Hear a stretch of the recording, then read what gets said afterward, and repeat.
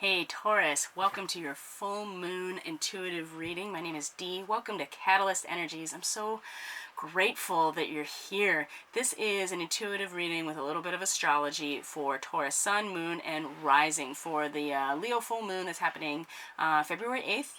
2020 at 11:35 p.m. Pacific Standard Time, which means that as you move further east, the full moon will technically be on the 9th.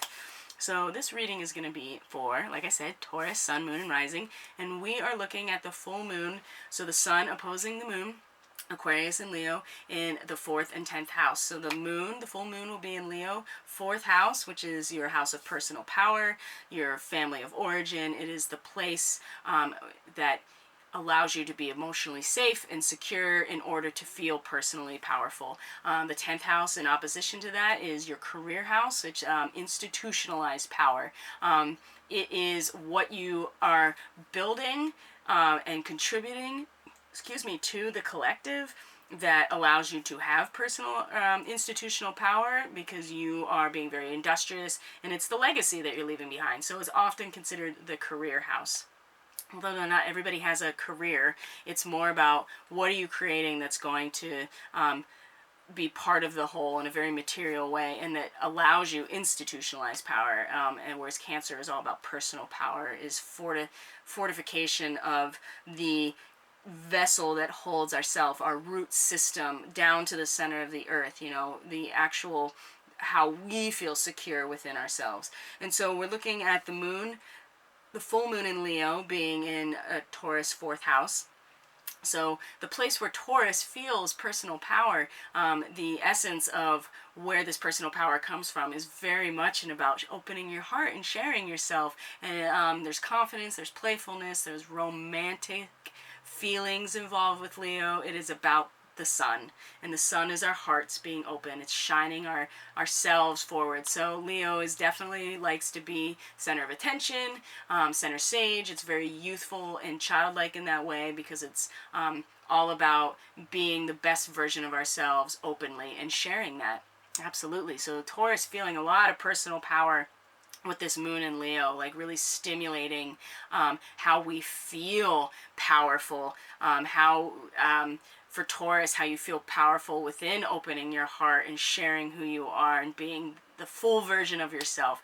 Now in the 10th house for Taurus, we're looking at Aquarius, and the sun has been moving through your 10th house now for this whole season, and it does it every year. And so this is often a time where the Tauran career house gets stimulated, whatever that means to you personally. It's the place where you put your energy towards building something for the collective, for the community. It's the legacy you're going to leave behind.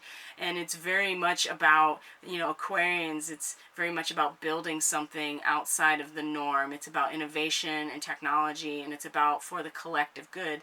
Aquarians the Aquarius archetype is having a perspective that is much wider, a context that beyond global, looking, knowing, and having very laser focus on what the meaning of it all is, and being part of a collective, but being a unique part, you as a unique person able to also be part of the group. And Aquarius is very much about bringing the water to the community, and water being spirituality, feelings, intuition, using that knowing and that ability to see beyond into something more than what's right in front of us. That's the career energy of the Taurus, is bringing that, being that sharp, intellectual, futuristic person in the context of your career.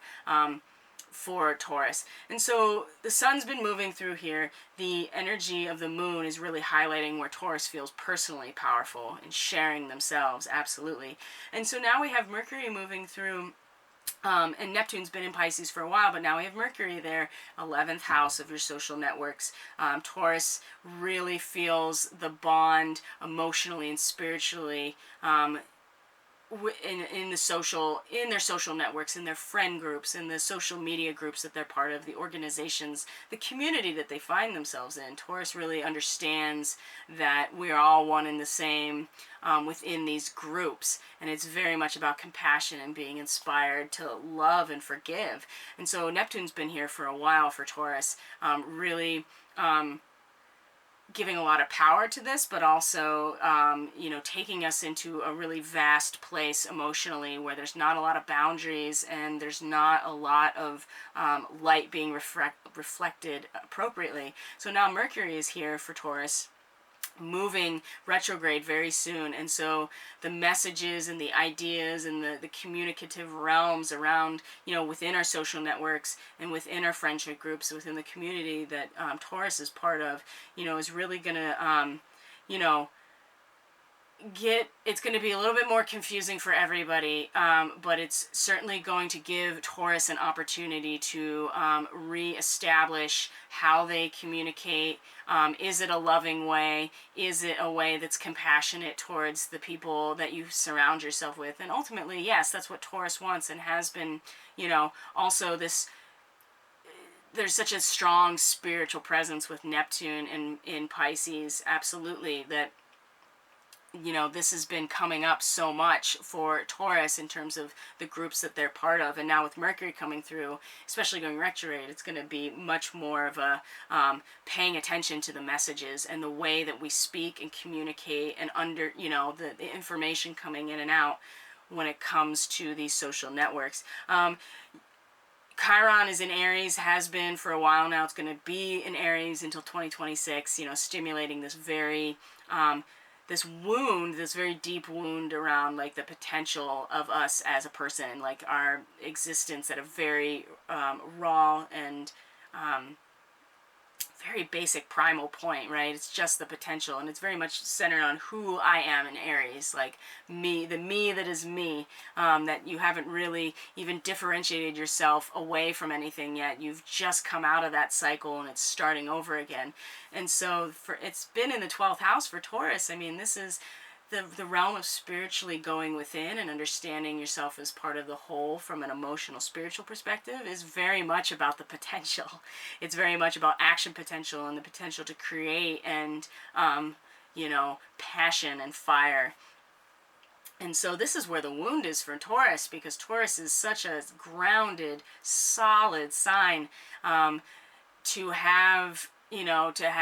makes sense to have this 12th house be all about the potential there to create, but this is also where the wound is. But so Taurus has really been feeling, I think, has been really struggling with this wound around basically going back to the seed point within the potential to create as part of your spiritual essence, who you are as a person spiritually, like going back to the end, going to the end of the cycle where it's all coming from the same soup. There's so much potential there, and Taurus is really being asked and continues to be asked to like address that and go into it. And with Venus coming around and going to meet Chiron very soon, within the next day or so, there's also going to be this opportunity to constructively address it, give it voice, create something, inspired to create something beautiful that either resolves it or gives it a voice or certainly just acknowledges it. And for Taurus, it's again in the 12th house where you're going back to source. You're the potential for creation being in the realm of spiritual creativity and going within. Absolutely. So the cards are very interesting because I think that Taurus has a lot of work to do on cultivating their personal power and to get very clear about where it is that they feel powerful, like where is it that your self-esteem really comes from, Taurus? Because that's really the 4th house, is what is the root to the center, the core of who you are and of the earth, like what makes you feel stable. And in order to be able to get to I think we're all being asked and given opportunity to see the deeper aspects of this. For Taurus though, it is in being yourself, absolutely. And so with the cards, first with the tarot, we have the 7 or the Chariot. You know, the Chariot is the Cancer card. It is the vessel. It is the containment. It is the protection. It is the 4th. You know, Cancer is the 4th house. And so, and there's a lot of activity with this card. It's movement forward. It's very like, you know, it's very much it's the King Arthur to the Holy Grail. The Chariot is the King Arthur. And so there's a lot of like movement forward with a very spiritual agenda. Absolutely.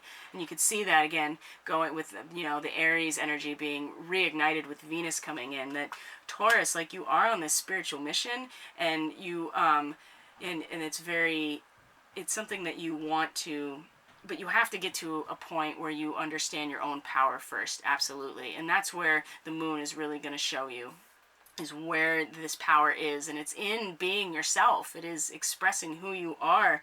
Absolutely. Now, there is some work that needs to be done, and it's coming up in the Akashic Tarot. So first we have the Ark of the Covenant, but it's reversed. So this is the 11 card, first of all, and it's reversed. You know, in this card, it's just like they are taking a break because they know that they trust, and they know that they have a relationship. They've made a commitment to this spiritual work. And I think that Taurus has not necessarily made the commitment to the spiritual work, and maybe needs to, or has, and might need to do some more digging. So this is 21, Uriel and the Sphinx. Uriel is Archangel of Earth. The Sphinx is where, I mean, surrounded in mystery, and is also apparently where the Akashic records are buried, under the paw of the Sphinx. But really what it represents is these deep mystical mysteries, esoteric mysteries, and it's about unearthing what is hidden beneath that has more to do with a larger context of who you are, an Akashic context of who you are. And I think that there is, Taurus is really being asked to dig deeper into this place in order to fulfill the commitment to a spiritual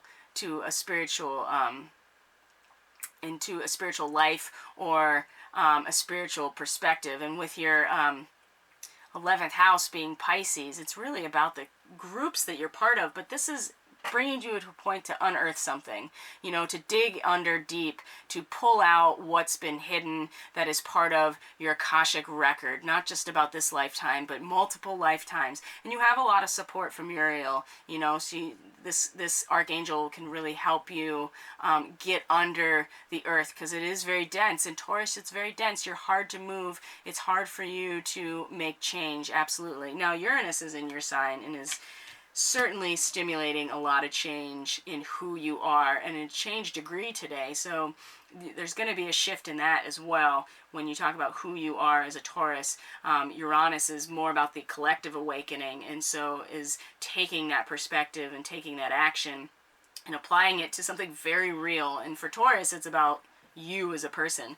So the other card from the Akashic, there's a lot of Akashic energy, and I think too with Uriel and the Sphinx, Taurus especially is being asked to dig in a little bit deeper than they normally would into a larger matrix of lifetimes and ancestral karma, specifically, especially with Chiron in your 12th house. You know, you're going back to, that is 12th house is the ancestral karma. It's the matrix. It's the field that everybody's experience is part of. And so you're really, so much of the wounding is happening in this area for Taurus. The King of Roses, where, you know, this feels like 11th house, you know, king kind of rules, and this is also the Leo energy is very king-like. It's very much represents the king. And if you have 4th house, I mean, this is all about becoming the king, you know, within yourself, finding your own sovereignty and your own royalty in your personal power. And your personal power is very emotional. Now, he definitely is very contemplative. He's kind of looking at the roses. He's looking down. He's like really enjoying the garden that he's in. And so he's not very action oriented. He's definitely more contemplative. But I think this is where, again, the contemplation, the being able to dig underneath to unearth the things that are hidden, that are part of our deeper programming, part of our ancestry. Taurus, this is really because you need to be able to fulfill your commitment emotionally or spiritually, and you can't really do that. And you have the Chariot here protecting you, moving you forward, giving you, you know, the containment so that you do feel safe and powerful in order to express yourselves. And then we have the Wolverine.